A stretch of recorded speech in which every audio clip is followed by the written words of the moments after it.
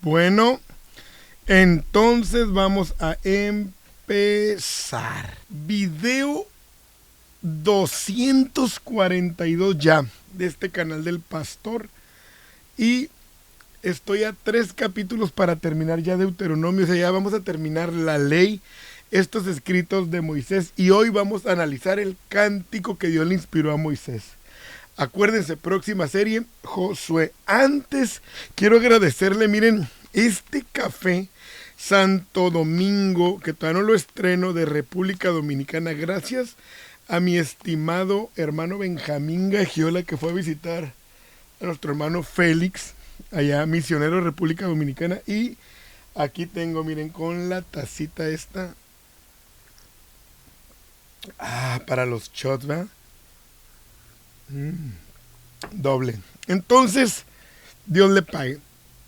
Video 242, nos arrancamos con este capítulo que tiene varios versículos, 52 para ser exactos, pero que vamos a ir analizando. Abre tu Biblia y empecemos. Escuchad, cielos, y hablaré, y oiga la tierra los dichos de mi boca. Moisés empieza el canto con un juicio donde cumplen con los requisitos esos que Dios le puso a los hebreos, de que haya 2 testigos para que pueda ser válido, no por un testigo, pero pone de testigos al cielo y a la tierra, es decir, a toda la creación, tanto humanos como seres celestiales divinos, porque van a ser los testigos de la trascendencia de lo que Dios va a hablar. Dios le va a revelar un cántico a Moisés, el cual también por ahí es mencionado en Apocalipsis, ¿no?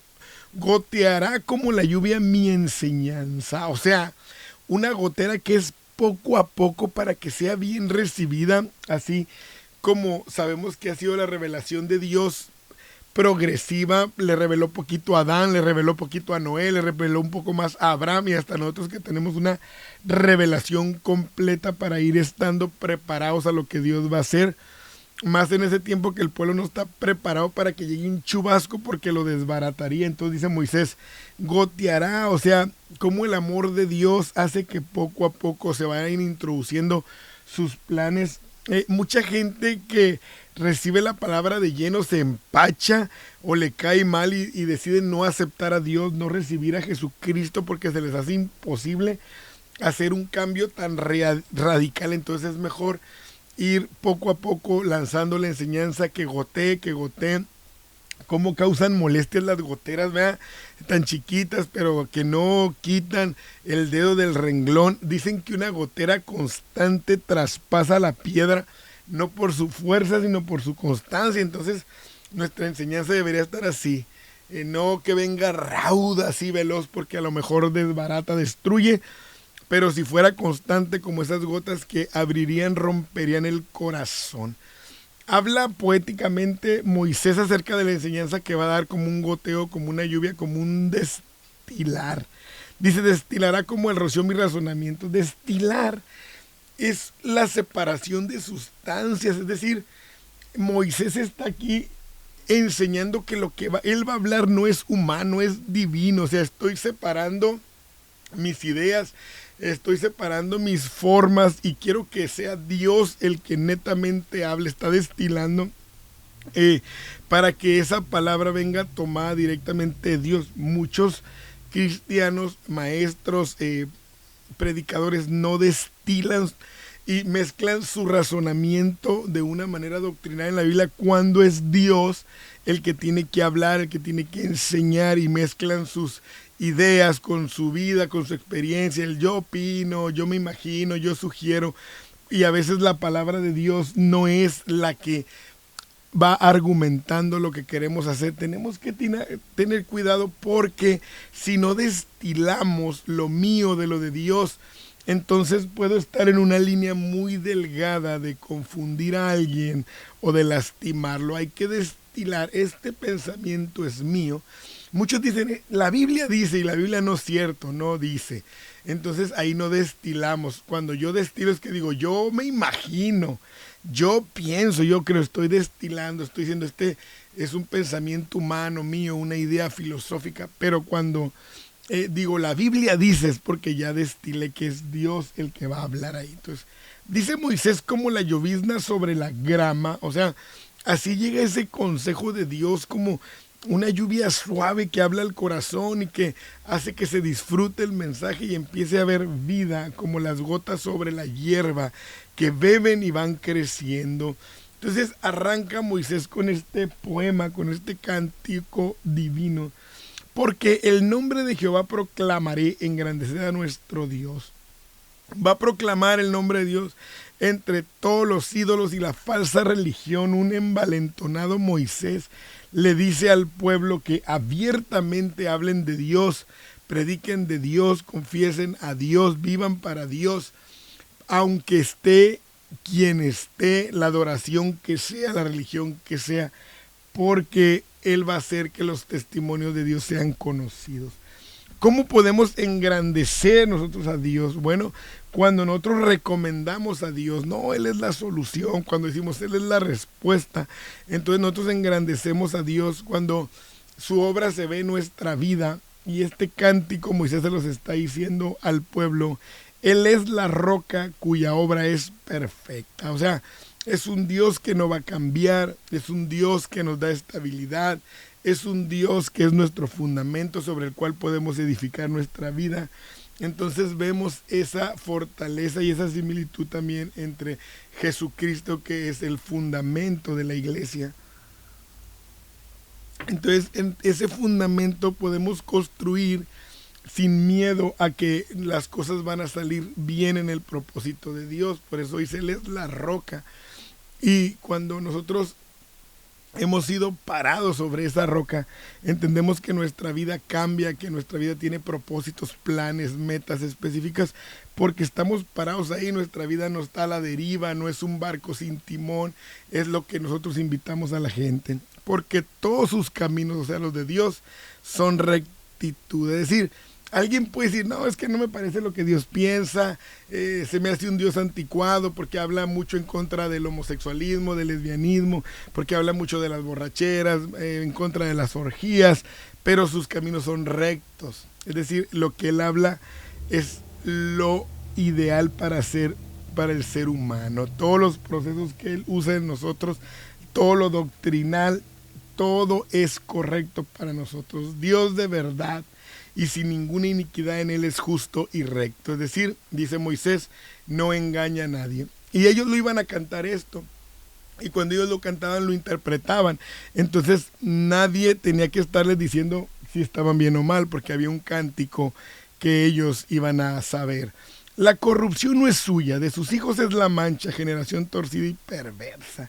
Es lo más triste para un padre cuando ha dado lo mejor, el mejor ejemplo, ha invertido en sus hijos y estos se empeñan en bajar el nivel de vivencia, el nivel de lo que ya le proyectaron. Entonces, dentro de la libertad que Dios le da a su creación, hay esa corrupción opcional para los humanos. Y entonces no es que de Dios venga la mentira, la mancha, el error, el defraudar a alguien, el ser fraudulentos. No, es de los hijos. Dice, de sus hijos es la mancha. Es decir, en nuestras decisiones, en lo que nosotros hacemos, es donde está la maldad, no en Dios. Es decir, no podemos ir por la vida echándole la culpa a Dios. Oye, pero ¿por qué violaron a fulano? ¿Por qué hay maldad? ¿Por qué le robaron a fulano? ¿Por qué le quitaron el carro? ¿Por qué lo mataron? Porque hay maldad. No es de Dios la mancha, no es de Dios la perversión, es de sus hijos. Y nosotros debemos entender eso, o sea, es decir, es de su creación que Él hizo como Padre. Entonces el pueblo debía saber que no podían echarle la culpa a Dios de nada porque iban a estar en un error. Así pagáis a Jehová, pueblo loco e ignorante. O sea, en el cántico ellos mismos se decían que era un pueblo que al desobedecer a Dios es porque tenían perturbadas sus facultades mentales. Porque si usamos el puro razonamiento entenderemos que servir a Dios es lo mejor.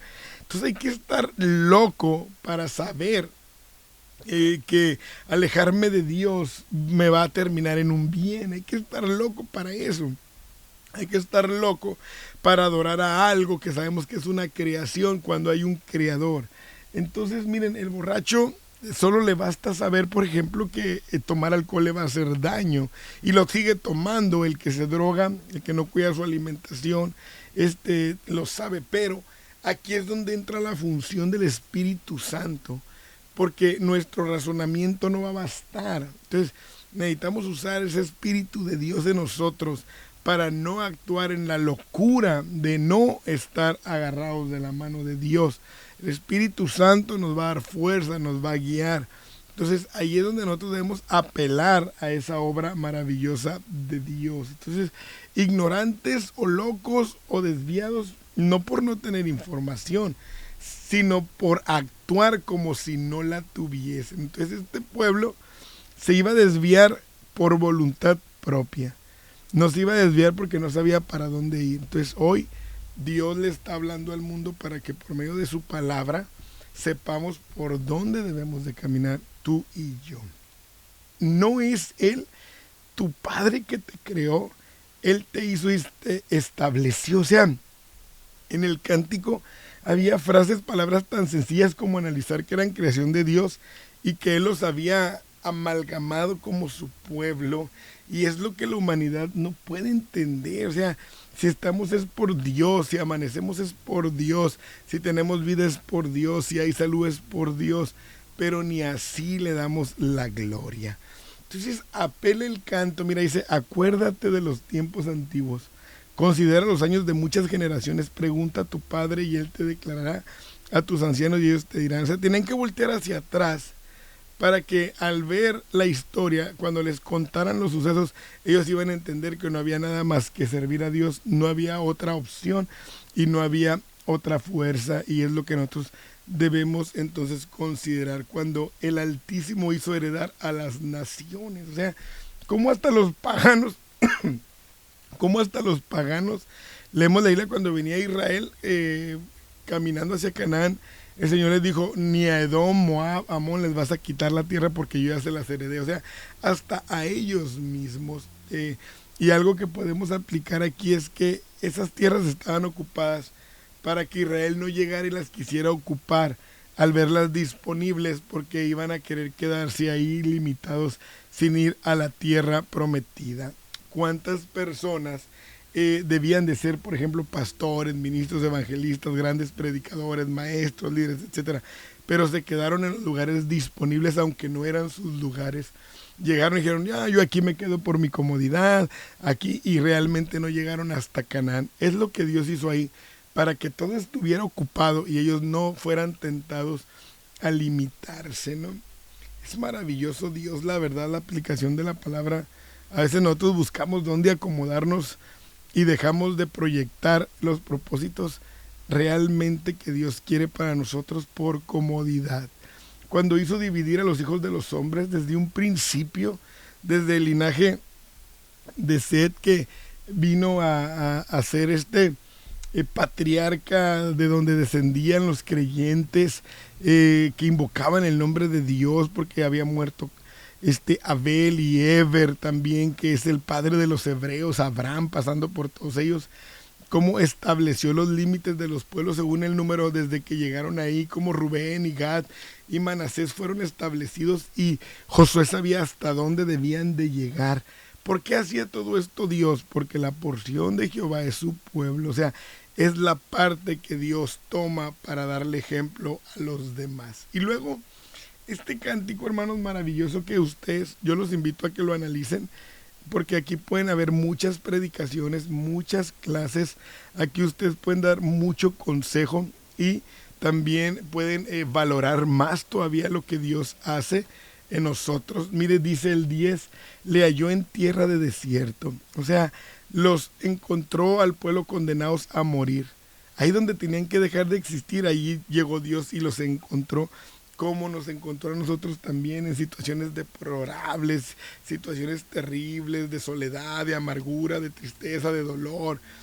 Y ahí donde estábamos destinados a morir por los vicios, por las situaciones, Dios nos rescató. Dice, y en yermo de horrible soledad, o sea, en un lugar sin los elementos para sobrevivir, nada de vegetación, de alimentos, sin poder cultivar.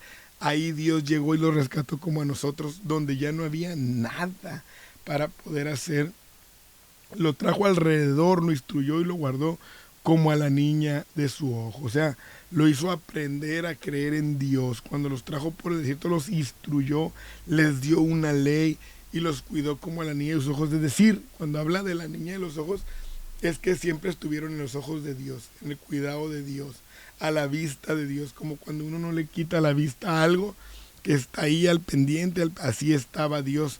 Y así nos lo dice de esta manera poética, como la niña de sus ojos, bien protegida, bien resguardada, pero siempre en los ojos de Dios.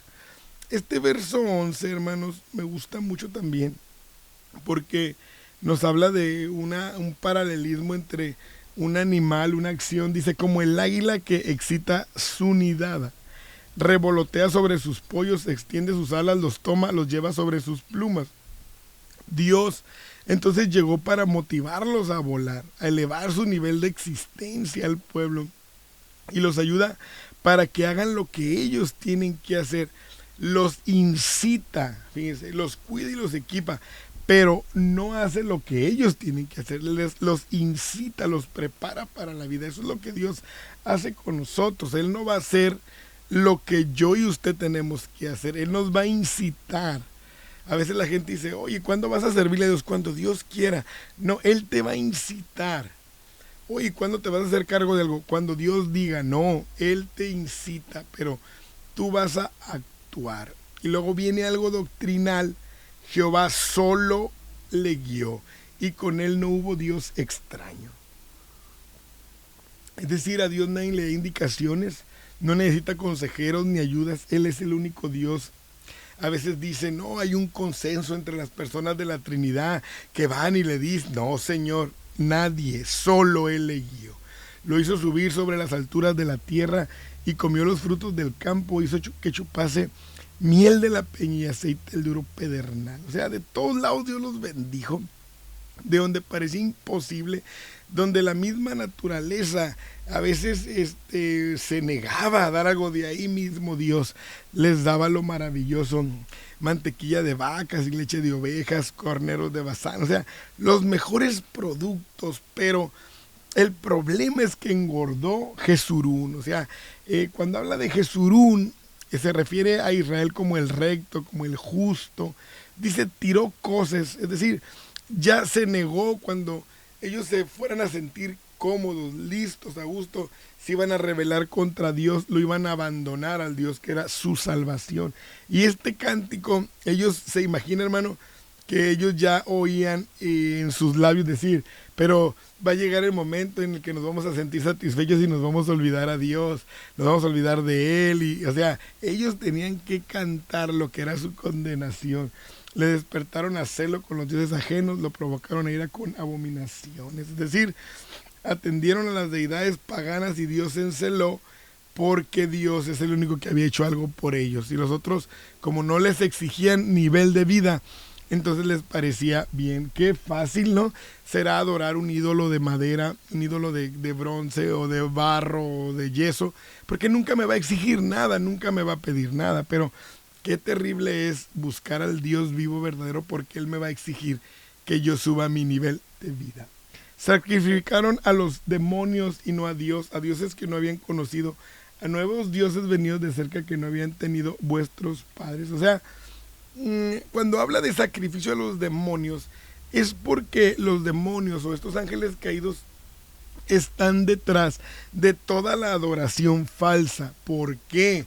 Porque ellos buscan desviarte de Dios de una manera aparentemente buena, religiosa, sana. Y eso la gente no lo sabe, más de hecho ni lo acepta.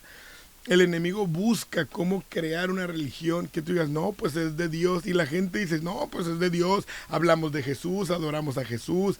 Pero debes de estar totalmente congruente con la Biblia. Porque el diablo busca. Miren, por ejemplo, he mirado algunos videos donde las mamás engañan a los hijos porque no se quieren tomar la medicina y les dan como un envase bonito, un envase de un jugo que les gusta, de un Gerber, un envase de algo, y se lo camuflajean, pero adentro está la medicina. Llega el niño y le toma porque lo engaña, pero para que se tome la medicina. Así es el diablo, de una manera similar. o como el enemigo nos hace engañar para que caigamos en el vicio del alcohol o en el vicio del tabaquismo, cuando nos los ofrecen en productos de deportes, en la gente bien sana, bien social, y nos engañen en un envase bonito, nos da algo que está terrible.